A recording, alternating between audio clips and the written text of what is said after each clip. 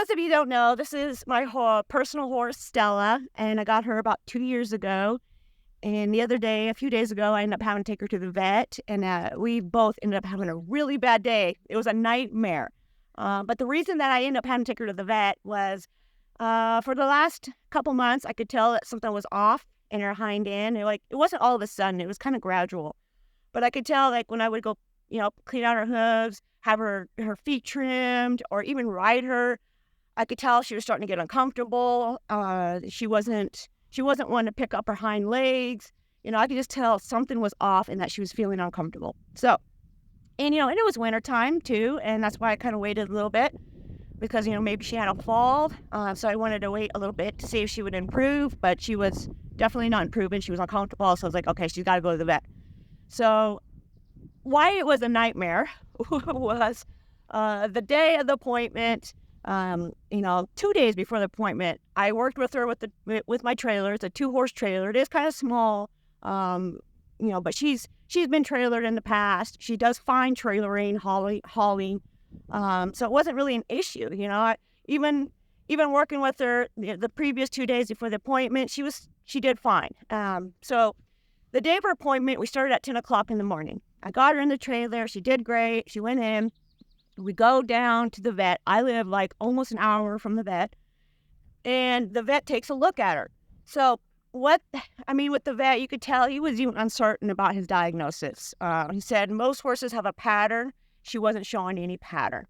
But he did say that her conformation was good. She had a nice conformation. Her legs are clean. She has a nice back. She was a little bit out in her neck. He adjusted that.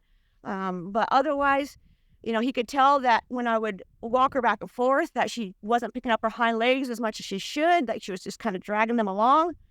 So, he was still a little uncertain, but he's like, what I think is going on is that she's weak in the hind end. Maybe she's underdeveloped. You could tell he was not certain about that.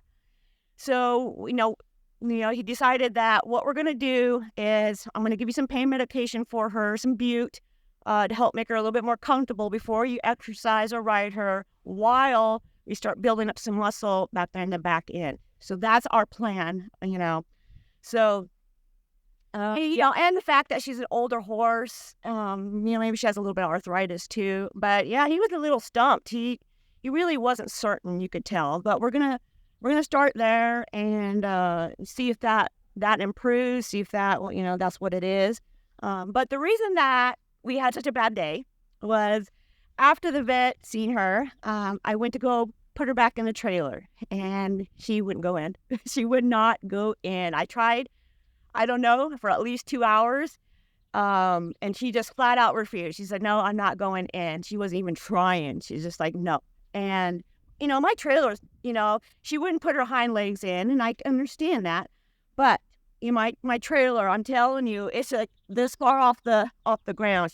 When I went to load her, she really didn't have to step up too much. And she was hauled, so she might have been feeling a little bit sore. But yeah, she just said, no, I'm not going in.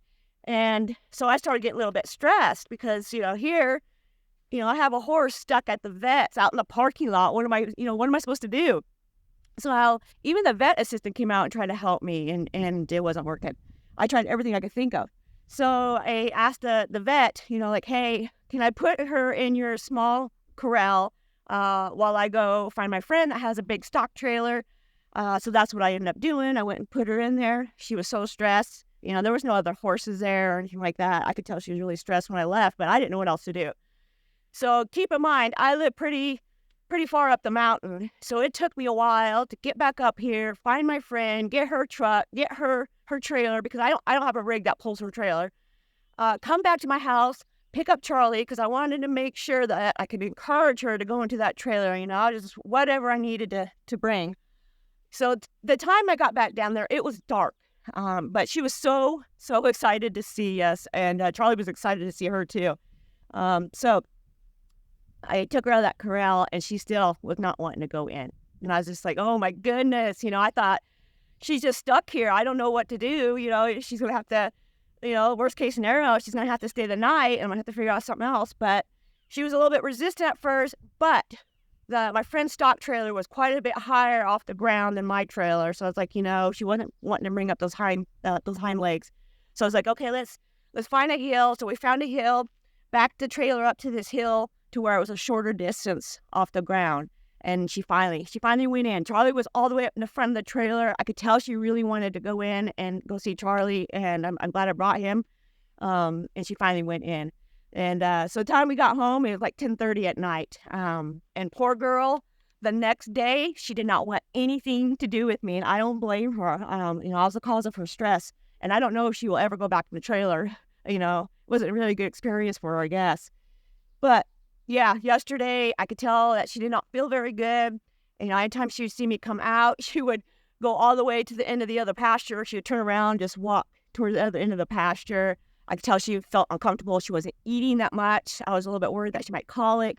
So I called the vet and I told him what was going on. So he said, give her some of that bute to make her a little more comfortable, because the previous day it was a very stressful day for her. She did a lot more work, a lot more exercise, and she was hauled. So I ended up giving her some bute. I think it was about an hour or two later, I could tell she's doing better. She started eating more. But yeah, she didn't want nothing to do with me.